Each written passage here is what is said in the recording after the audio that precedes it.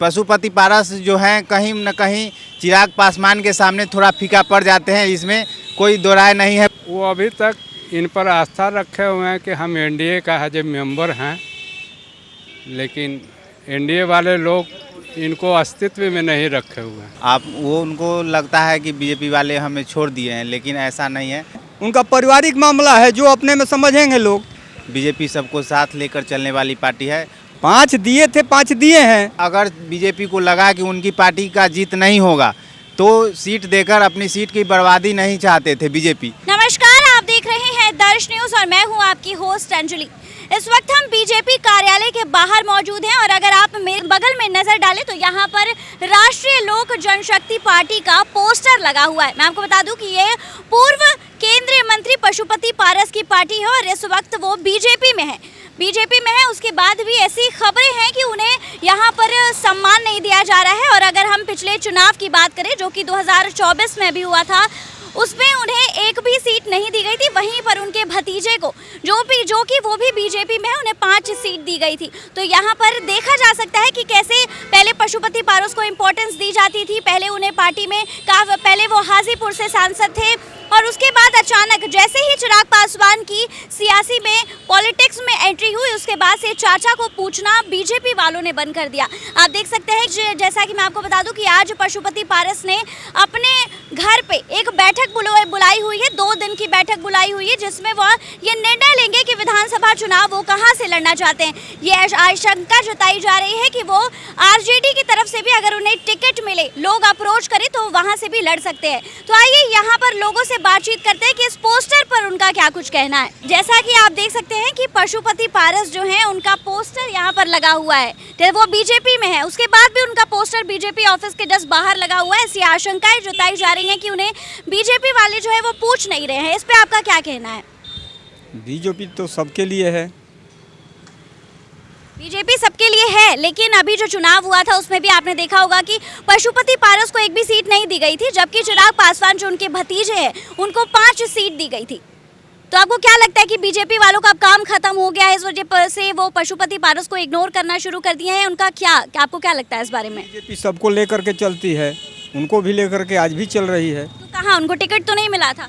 Ticket नहीं मिला था तो उनको 5 टिकट पहले मिला था, तो फिर मिला इस बार भी 5 टिकट। इनको नहीं मिला था, इनके भतीजे को मिला। तो इन्हीं के ना है भतीजा वो। लेकिन भतीजे हैं, लेकिन आपको भी इस बारे में पता है कि दोनों के बीच में ऐसा कॉन्फ्लिक्ट चलता है कि इनकी अगर बीजेपी पे एंट्री होती है, ये अच्छा पॉपुलर होते हैं तो चिराग पासवान आउट हो जाते हैं। चिराग पासवान की एंट्री होती है तो ये आउट हो जाते हैं। इस वक्त चिराग पासवान इन है बीजेपी में, तो पशुपति पारस आउट हो चुके हैं।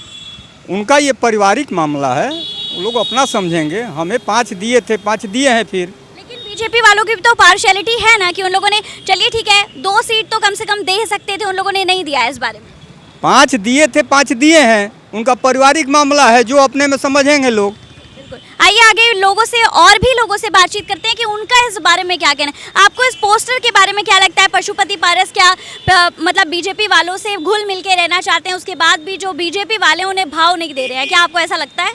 ऐसा सत्य ही है।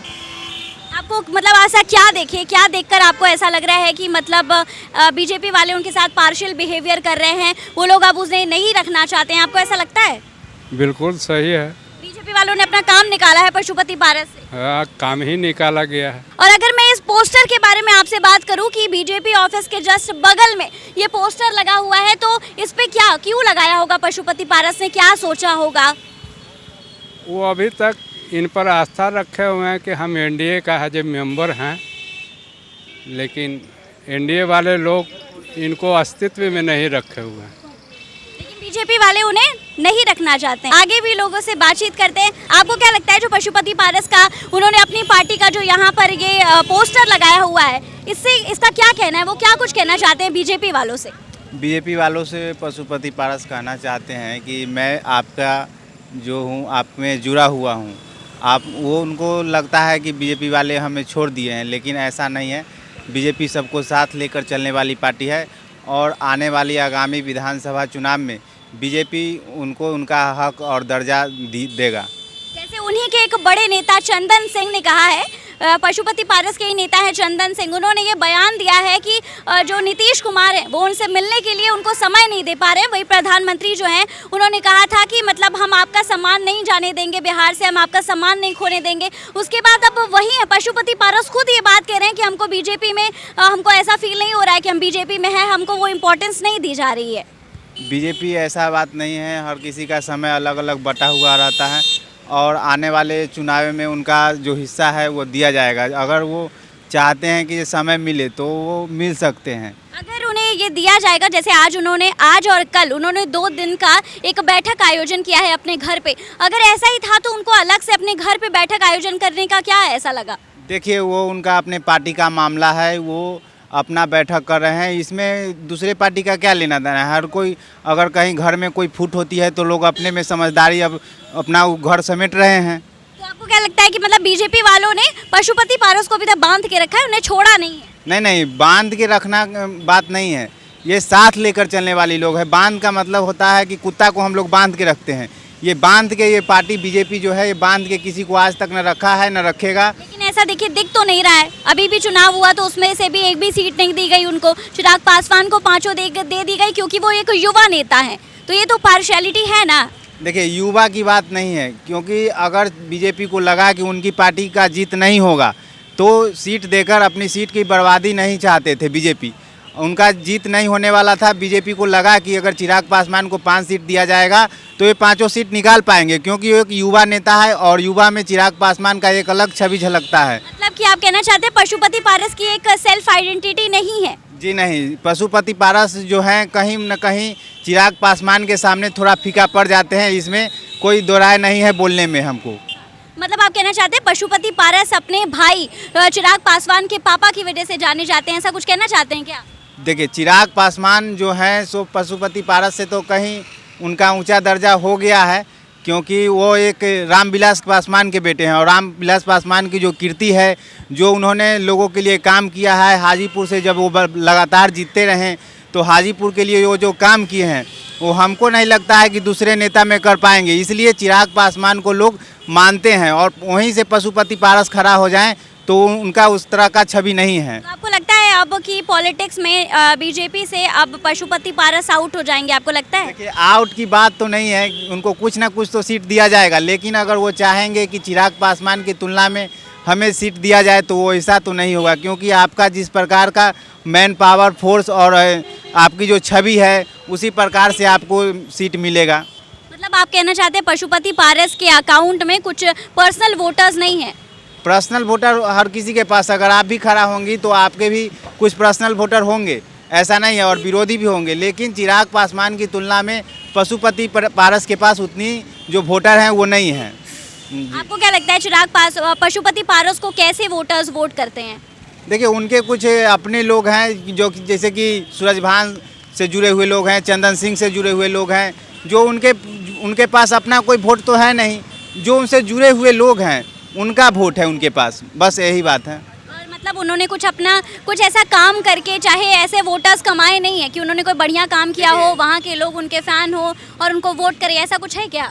इससे पहले भी पशुपति पारस जो थे सांसद थे हाजीपुर लोकसभा क्षेत्र से, तो हमें तो नहीं लगता है कि वो ऐसा कुछ काम किए हो जनता के लिए जिससे उनका अपना पर्सनल वोट बढ़ा हो या वोट बैंक बढ़ा हो। उनका कोई ऐसा छवि नहीं रहा और न ही लोगों में उनका कोई ऐसा है कीर्तिमान की कुछ किए हों लोगों के लिए। वो चिराग पासवान के पिता रामविलास पासवान के पद चिन्हों पे चले हैं और उनके भाई होने के कारण वो आज तक जीत पाए हैं, नहीं तो उनका कोई छवि अपना है नहीं कि वो जीत ले। एक विधानसभा चुनाव में उनको खड़ा कर दिया जाए, वो नहीं जीत पाएंगे।